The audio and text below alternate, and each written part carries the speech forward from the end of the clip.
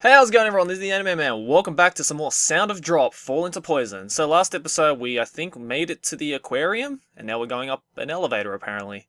Let's keep going. The elevator is the type that has a glass window so you can see out. That is the only thing that's distracting me from my gloom. A crowd of people get on with us, but almost all of them are gone by the time we reach the floor that contains the aquarium. They probably stopped off at the apparel or sundry shop.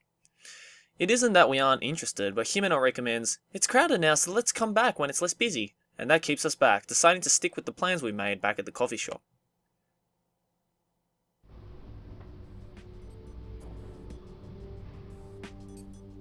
We're here! At Manten Suizokkan. Manten Aquarium.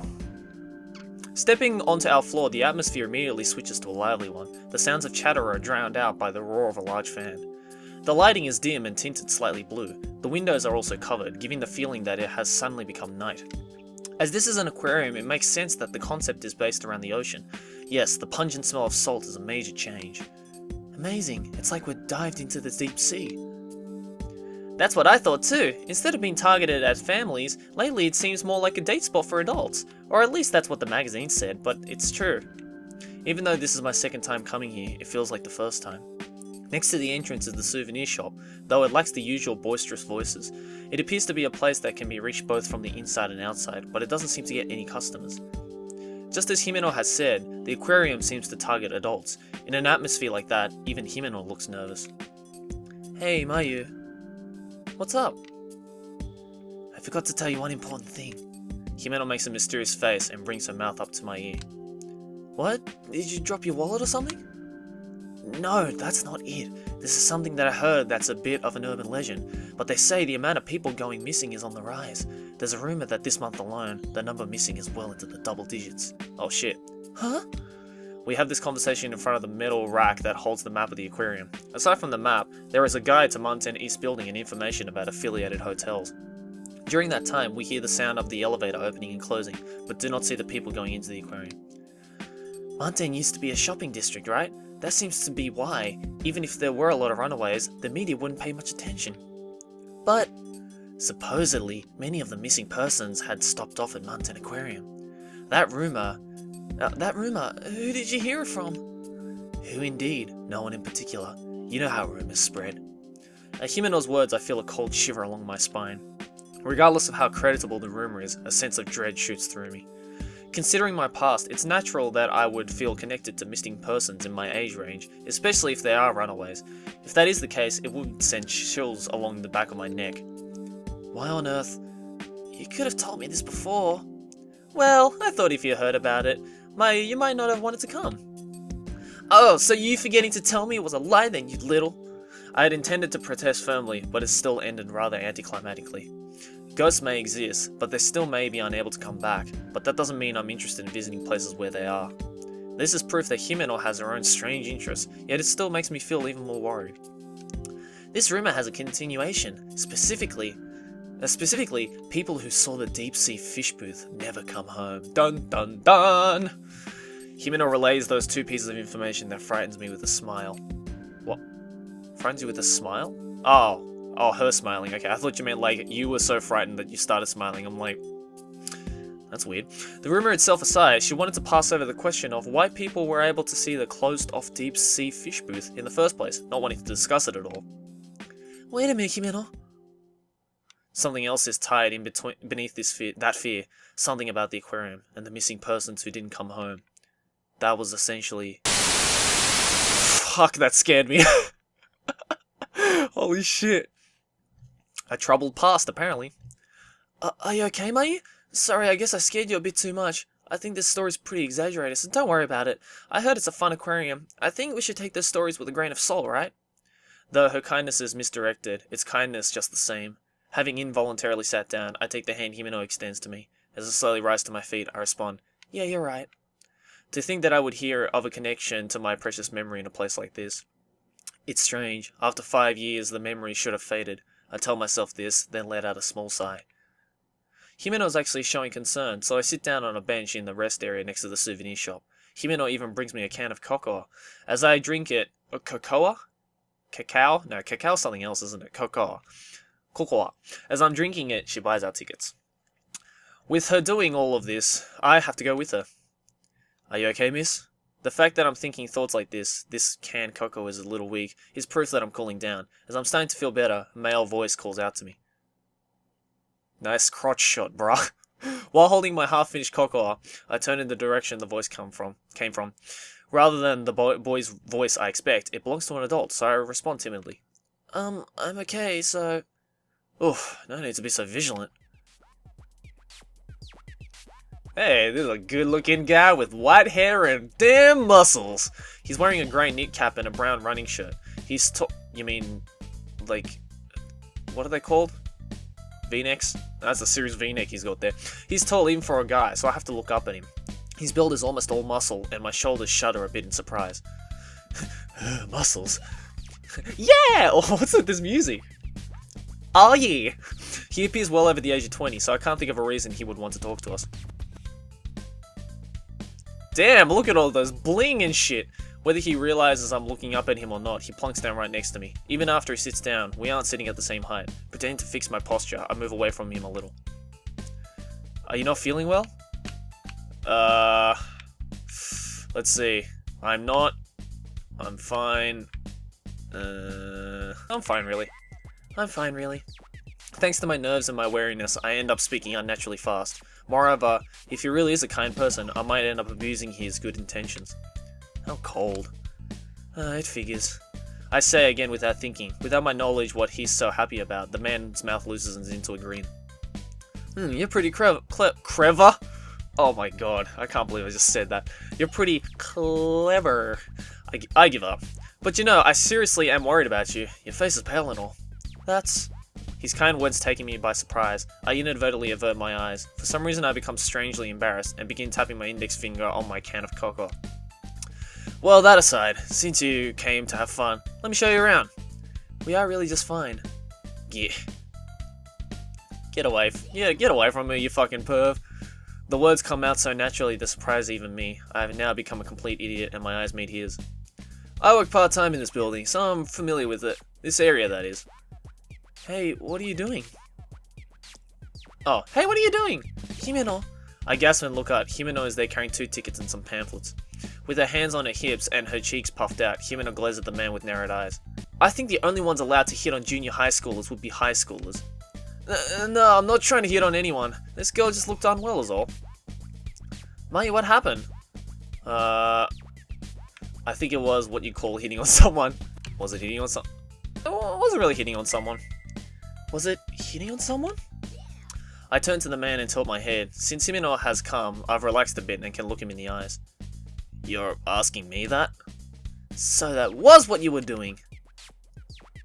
Himeno says in an exasperated voice in my place. She says, "You're the worst," and grabs my arm, pulling me to her side. The man rests his elbows on his knees and shrugs. He punctuates the shrug with a sigh. Mayu, let's go.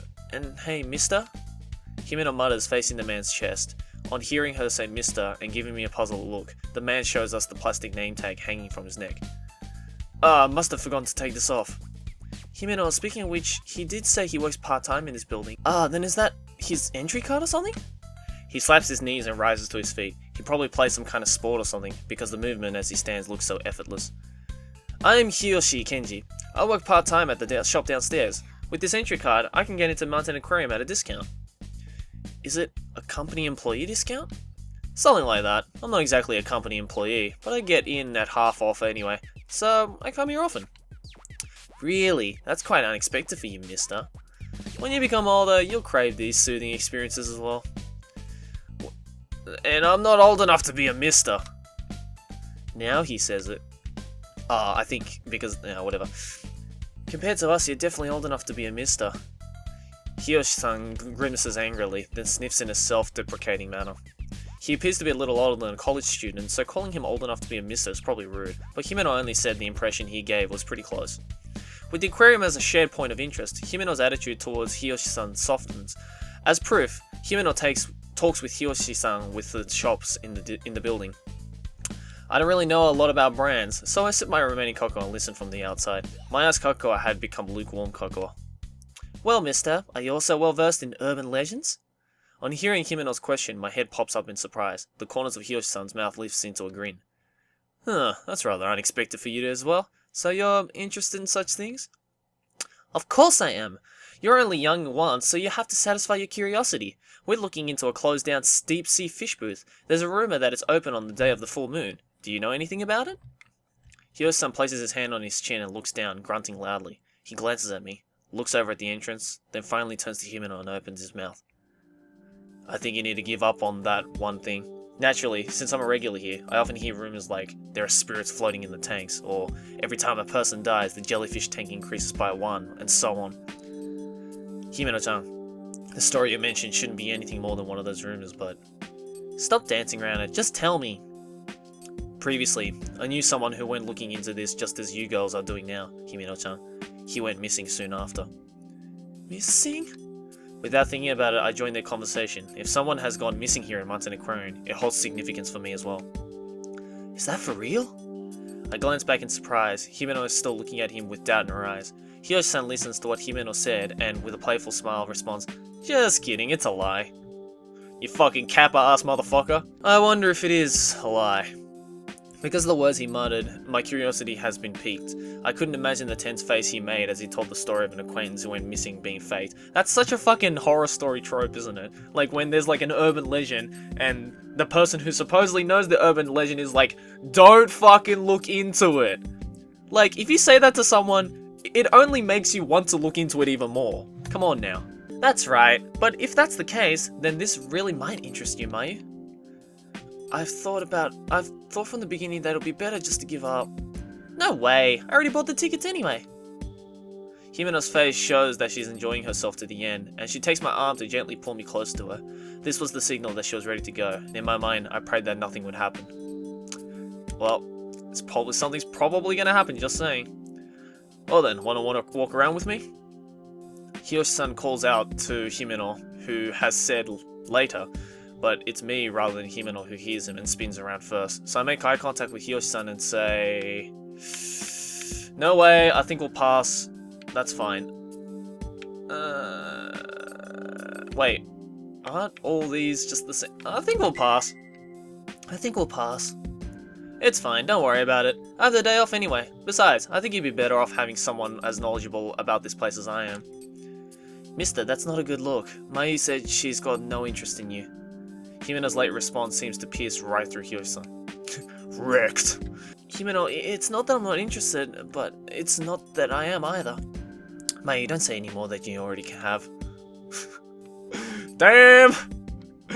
A bitter grin spreading across his face, Hyo-san waves to us. Without looking back, we head for the gate to Mountain Aquarium. The aquarium entrance is so dark that we can't see in front of us until we're inside. I can feel the cold air on my skin. I get a sensation of something heavy, causing me to rub my arm. Naturally, there is no mark indicating something has touched me, and called back by Himeno's, "Hey, let's go!" I pass my ticket through the machine. In we go! Someone's gonna die. That's a nice looking aquarium though, goddamn. Meh, it figures that the whole if you come on the day of a full moon, all the water will change into blood thing is a lie. The water's normal. Of course it is, jeez. Right away, Himeno says so regretfully. Even so, she's still unable to hold back her excitement at having come to the aquarium, and her steps are fittingly light. As we come out of the gate, there are several small tanks nearby. Mountain Aquarium's first and most celebrated exhibit is the one displaying fish native to Tokyo Bay. There are 4 tanks in this corner, from left to right, each one showing the environments of the river flowing into Tokyo Bay. Brackish waters, shoals, and open water come one right after the other. Himeno giggles as rockfish, porgy, and other fish we recognize from the supermarket are also there. What the fuck's a porgy? I guess I'll put a picture up if you guys don't know. This booth also showcases environmental problems in order to prompt consciousness of the issue, causing a tightening in my chest. Water pollution is a serious problem. Tomorrow I think I'll try asking Mum to use a little less detergent. Wow, this visual novel is teaching us good moral ethics. Suddenly it gotten like this. Himeno's reaction is the polar opposite of mine. Even as I'm reading the panels, she's uninterested in the display. Just like that, I read every last panel. Himeno has long since stopped watching me, crossing her arms and puffing out her cheeks. Thanks for waiting, Himeno. Jeez, you're too serious, Mayu. If you act like that the whole time, the day will be over. They'll close. It'll be fine. This area isn't that big, and it's not like I'm gonna read everything. As soon as she hears what I said, an expression of dissatisfaction appears on Himeno's face. Well, let's head to the next area. Next is the tunnel tank. There might be ghosts, or maybe they'll be with the human-like fish. Jeez, come on already. Even saying something like that, upon entering the aquarium I had begun to enjoy myself. Upon cheerfully calling out to Himeno, my previous unease has disappeared, leaving me ready to move forward with a light step. Yeah! Oh, I always love these fucking displays at aquariums, it's so cool. Amazing! Really amazing and pretty. With no door to partition this booth and the next, passing beside this tank took us to the next one, where larger breeds of fish swarm around. Yeah, we're enjoying ourselves, teleporting from one place to the other. This is no ordinary tank, but rather a giant tube-like tunnel, with the left and right sides connected above our heads in an arc. As we walk through the tunnel, we're able to watch the fish moving about in 3 dimensions. We bring our faces as close as we can to the glass, giving the illusion that we're in the ocean. I do that too, I'm glad I'm not the only one. Just watching the mantas, the rays, and the manta rays, the various types of sharks, and the sea turtles can be intoxicating for us humans. When I was a child, I thought the ceiling might crack, but now I pass that feeling up, leaving only the throbbing of my heart. The water is a giant bundle of blue, various colours within is shooting every which way. Being able to see how big they are up close, separated by mere centimetres of glass, is so impressive it gives me the greatest realisation of our shared existence. Here, Himeno's pace slows and she takes her steps one by one. Hey Mayu, look at these huge fangs! Himeno, that fish is cute too. Wah, the stingray's face is creepy. Really? I think it's cute. I think it's cute too, they're fucking adorable! Ah, manta, it's huge! That little one over there looks yummy. The manta? I don't think we eat mantas, bruh. Talking as the words come to us, our conversation seems out of sync. Our feelings of being touched, however, are the same, and Himeno's enjoyment is obvious. You can take that last sentence out of context. Being surrounded by the water and the fish as we are, we feel as though we're freed from any sense of time. Mayu, doesn't this ray's face look like human? Look human? Maybe so. It does! The mystery of the human-faced fish is solved. Naturally, well, if you're okay with it, so am I. Like, oh, whatever. Thus, we learned the true nature of one of the urban legends. I was fine either way, but for Himeno, this way is probably best. Though from Himeno's enthusiastic stance, even as she watches the fish, she probably realizes just how implausible it all is. Rather than get tired of it though, I'm having fun. Yeah, it's best to have fun. We move leisurely through the tunnel, coming to a stop at the center. Up to this point, only the big things have caught our eyes, but on closer inspection of the tank, there's also sand piled up to our knees, with shrimp, shellfish, small fish, and other such creatures dwelling there. Compared to the manta rays, the small shrimp, which can't even be considered child-size, seems so cute and innocent as they swim about, breaking through the sand. Hey, look, Himeno. Ah, it's tiny! As I expected, Himeno has followed the human-faced ray, and on seeing my fingertips, speaks in a playful tone. Upon sensing the tremors that Himeno poking the glass, the ray kicks at the sand and flees deeper into the tank. Man, it's gone now. As I say this to Himeno, I smile at the small shrimp. Himeno does the same, smiling wildly. Before long, the two of us are looking up at the ceiling, toying with the question of just how high it is. Even looking up, we can only see the fish swimming, never the ceiling itself. Looking up from the bottom of the sea, one would normally see the rays of the sun piercing the water, but looking up here was the opposite, with the bottom of the sea seeming to continue forever. It could have been the reflection of the light, or the ceiling really might have been too high. As I realize I can't be sure, my eyes settle on the small but characteristically long-nosed shark swimming past. Sharks. Sharks? That's a ray, isn't it? I just saw it from behind earlier. As soon as I mutter that, Himeno responds. It's true that although I'm interested in this type, Himeno is fixated on the human-faced ray. What happened? Huh? What's up? Himeno asks, but I falter. This conversation gives me a sense of what you might call deja vu. How strange. I felt as if I've had this conversation before. At that moment, my vision is dyed ultramarine. Oh god. What's happening? What's with the creepy... hello, lolly. Bye. Huh? It was no longer Himeno in front of me, but someone else that had caught my attention. This can't be real. Hey, Mayu! The ultramarine color unchanged. Within it, a face like mine passes before me. A face like mine from 5 years ago. Oh, that's her from the past. Okay, that explains it. Wearing an ultramarine overcoat that merges with the color of my vision, the girl turns to me and seems to be giving me a gentle smile. Mayu, wait! Where you going? Girl, where you going? Without hearing Himeno calling me back, I start running. We haven't finished looking at everything in the tube tunnel tank, but there's something more important right in front of me. Long hair that looks almost transparent, a thick blue coat, cute boots with fur on them. There was no way I could forget that outfit.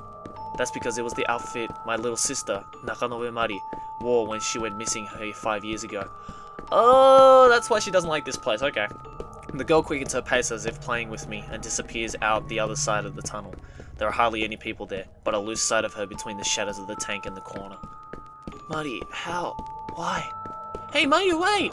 Breathing heavily, Himeno chases after me. I say sorry and break away from her, searching for the vision of Mari.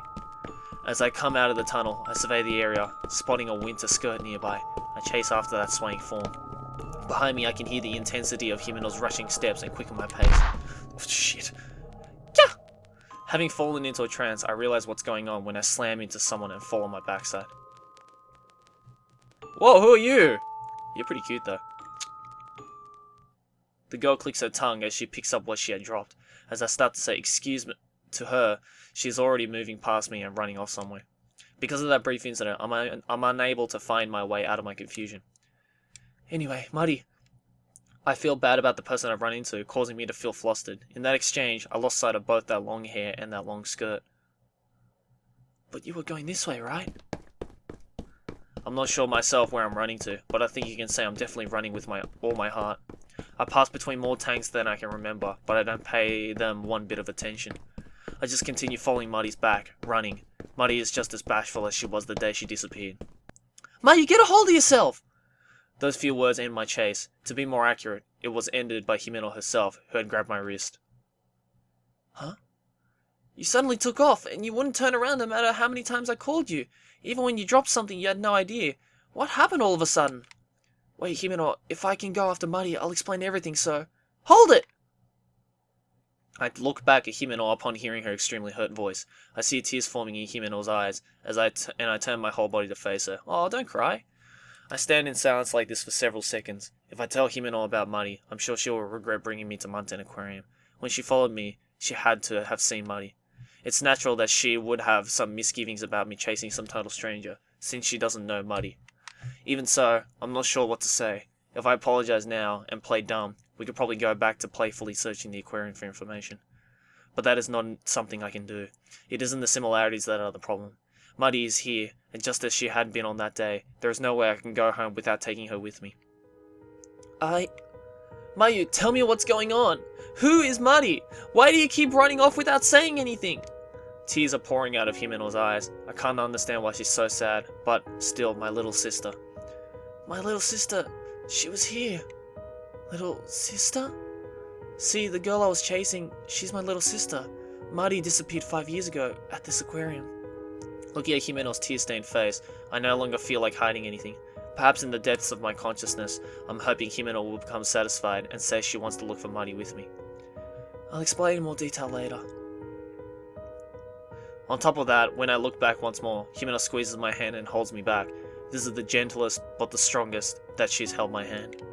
Himeno stares into my eyes, then tilts her head to the side. What do you mean, you were chasing someone? I told you, the little girl that was in front of me, wearing the ultramarine coat and the boots, remember? That was Mari, exactly how she looked long ago. Mayu, snap out of it! Himeno shouts. It isn't simply a loud voice, but one weighted down with great sadness. It definitely gets through to me, but that doesn't mean it will stop me. Because without a doubt, I was right. Mari had been right before my eyes, so I had to chase. Let's just say, even if this Mari girl is here, she would have grown in 5 years, and her clothes wouldn't be the same. It's summer, so she wouldn't be wearing a coat. Moreover, she was here! I saw her! No, Mayu. No. Mayu, you weren't chasing anyone. You just took off running, leaving me behind, okay? Could you just calm down for a bit? Our tickets will get us back in, so how about some cocoa in the rest area? I think you're tired since you were a little shaky earlier. Himeno seems pretty frantic, so I know she isn't lying just to persuade me. But there is no way that my seeing Mari there was a lie. What? But there is no way that me seeing Muddy was a lie. That should be. That's why I start to speak without really knowing what I want to say. Himeno, Mayu, okay? Wiping away her tears, Himeno smiles at me. Surely she has plenty of strong feelings about this whole thing. I'm sure she has loads to say about me keeping the Muddy thing and my reason for resisting visiting Mountain Aquarium quiet. Even so, it seems as though Himeno has accepted me. She just smiles and lets it go. That's probably right. Surely, if we're by the entrance, we'll know if Muddy comes home. Mayu, that's good. That's right. That's more like you. Let's go have some cocoa, and you can tell me everything. As she smiles, Himeno once again takes my hand into a soft palm. Oh, that's right, you dropped this. You gotta be more careful. With the hand that isn't holding my own, she hands me something small. Oh, that's cute. I'd want that. That'd be nice to have. It's a keychain. The blue droplet shape is inlaid with stardust and also holds a starfish charm. It isn't exactly rare, being a giveaway item. Why did Himeno have it? Only questions arise in my mind. Why, when that keychain was... Fucking hell. On thinking that, I instinctively shake off Himeno's hand. Hey, what are you doing? After I picked it up for you and all? Himeno's voice is like an arrow piercing through me. The pain in my chest is nothing more than discomfort. What is Himeno saying? That isn't mine, so I can't possibly have dropped it. And now, I can't look at Himeno's face. Liar. Huh? Liar? That's not mine. It isn't something I dropped. It was Muddy's. Muddy dropped it. That can't be! I'm not lying, really! There was no Muddy chance, so she couldn't have dropped the keychain. Himeno has become gruff as she continued. Really? Isn't it you who's lying? No one else is here! That's enough. Himeno, you dummy. Oh, God damn it. Fucking girls.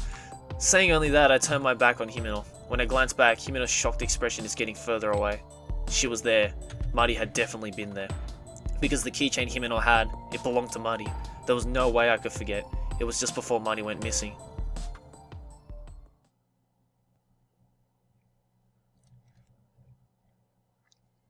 For the two of you, just this once. Upon saying that, Mum handed us each 100 yen coins. That day was a cold winter day. At the Mountain Aquarium souvenir area, the smell of construction lingered faintly in the air. There were manta and penguin stuffed animals stationary with the logo on it, and various souvenirs. At the entrance to that souvenir stand, there was the gacha machines containing the keychain.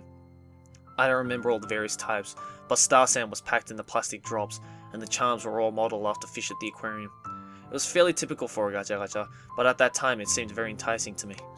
It was the same for Muddy, and we gazed into the gacha machine. Muddy was the one who would usually beg our parents at this point, but neither of us had bought a souvenir, and both of us said we wanted the keychains. Since Mum couldn't be completely broken, she emphasized the one-time only bit. Yay! Oh, that's so cute! She's adorable! Yeah. Yay! Muddy held out both hands with glee, while I probably just smiled. I remember that inside, I was just as happy. As to which of us went first, it was of course the more assertive Muddy. She was always like this, a cheerful and inquisitive child. How cute, Mr. Star! Muddy got a starfish charm keychain. At this point, Muddy still didn't know the difference between a starfish and a star. I was next to get one. It was a pink drop with a jellyfish charm. Ah, that's adorable. Ah, jellyfish. Ah, that's the one I wanted most! Muddy pointed the index finger of her tiny hand, exclaiming in a loud voice. Muddy was just learning how to use first person when she mentions herself. Instead of a normal I or me, she said it slowly. Hey, big sis, train me. No way, I want this one. Ugh. Naturally, I had already fallen in love with that design. I obstinately turned her down. It's like, hell no, bitch! This one's mine! Upon begging my mother for one more time, my mother, who had warned us earlier, held her purse strings tight, leaving Muddy to sulk. Fine, stupid big sister. Without listening to my mother's admonishments, she ran off. Sulking after being called stupid, I naturally didn't chase her right away. My mother, being optimistic about the aquarium's small size, also waited a while to go looking for Muddy. That was your mistake, Mom. Goddamn. And now, all I'm left with are my regrets. If only I had gone after her sooner. If only I traded her keychains in the first place. Even so, the past is unchanging, and I am left with only my regrets to bear. So in case I could ever trade with Muddy again, I've stubbornly carried around that keychain, the one with the pink droplet shape and the jellyfish charm like a treasure. I rummaged through my bag, seeking to find the keychain in my hand. Huh? Why? At a time like this, I had forgotten to bring it. The keychain wasn't in the bag nor in my pockets. Huh. A sigh naturally slipped out of my body. After all, I've lost sight of Muddy and strayed from Himeno. Himeno has the building map, so there's nothing I can do. Huh? At that moment, a pungent aroma floats by and causes me to speak in surprise. Unable to bear the irritating stench, I pinch my nose. Still, the stench seems to twist in my nose. It's made of the smell of sewerage, sulfur, and the nauseating stink of vinegar. Ugh. Oh god! As soon as I try to get away from the smell, something soft creeps along the bottom of my foot. As I hesitantly look down, I realize the true identity of the putrid odor.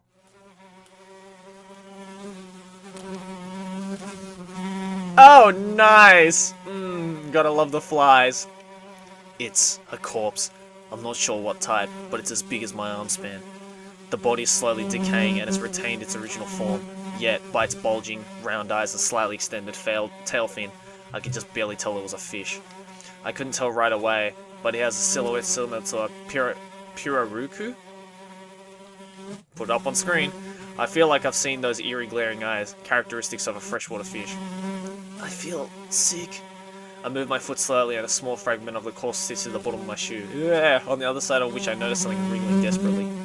A slight sound of flapping wings departs from behind my ear, and I understand that the wriggling thing is an insect. Ah! Oh! Lovely! Dead fish! You guys enjoying this playthrough? Shaking, chills run up my spine as if someone had pressed ice to it. I take a step back and drop my cell phone. The phone reacts with the black light and an LCD screen comes on, illuminating the dead body. The syrupy dead body absorbs the light, and the winged insect that flees to avoid it. There is also a meandering white nematode that seems not to notice. The black light soon disappears, leaving its stench amidst the darkness. The shadows of those hideous insects are scorched into my retinas, and they sway like the light off a heat haze in the darkness. Something was creeping up from the pit of my stomach. Oh no, what are we gonna do? Should we hold it? Or should we just vom? I think we should just fucking vom, man. I can't take it. Ew. I throw up everything that had welled up inside me. It doesn't all come up at once, taking 2-3 times of convulsing to get all the vomit out. It was disgusting. You can say that again. Still even more disgusting was the fact that the insects had gathered around my vomit as if it were a feast. What in the world was happening? Why did I have to relive these memories? I can't figure out the answer to my doubts. Not at all. I cover my eyes with both hands. I couldn't have made it if I didn't. But shutting out my vision leaves my sense of smell, causing the smell of rotten water and the stench of the dead body to become more intense, so I uncover my eyes. No. What is this? This is a place for the customers. Is it really alright for this to be here? On top of that, I was in the middle of chasing Muddy, wasn't I? No, that isn't the problem. It's strange enough that there is a place like this in the middle of an aquarium. Anyway, I have to get out of here. The stench is so overpowering, it's as if I can see it. I want to get out of here quickly, satisfying myself with the argument that it's a garbage dump or something, and that if I only get away, I'll be fine. At any rate, I can go back the way I came. No, that's not good. I might run into Himeno. At this point, I don't want to see her face. My eyes having adjusted a bit to the darkness, I search for a way out. Here the tanks are broken, the little remaining water stinking, and the bodies of living things have tumbled out here and there. I think about how happy I am that I can't see. Even so, to find the exit, I'll have to look around. My nose had begun to go numb, and thanks to that, I'm somehow able to retain my sanity. Before long, I find a dim emergency exit light behind one of the tanks and head towards it as if it were the last hope I could cling to. I feel squishing several times beneath my feet, but I try to ignore it and move on. As I move towards the emergency light, it seems the smell's becoming faint. I get used to the scattered shards of glass on the rotten fish corpses just before I reach the door. The tip of my shoe feels as if it has kicked something hard, something different from before. Wondering why it kicked, I casually look down. No.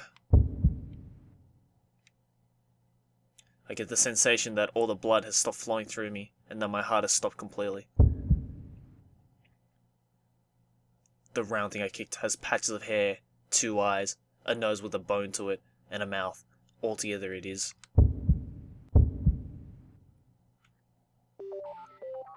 The round thing I kicked has patches of hair. A human face.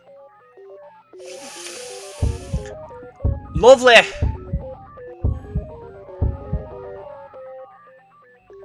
Oh god, that's fucked up music. Oh god, we're going insane!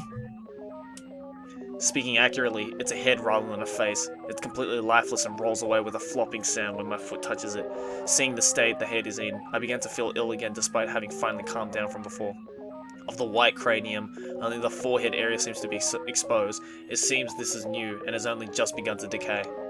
No, for starters, there's no way a human head should be rolling around here. It's my imagination, or it has to be from some model. I haven't yet looked in the direction it was rolling. Convincing myself that it isn't a human head, it really is different, so there was no satisfying myself. I placed my hands on the door in an attempt to escape. Unable to control my shaking hands, it takes 3 tries before I can open the door. It's a heavy fire door that is usually open.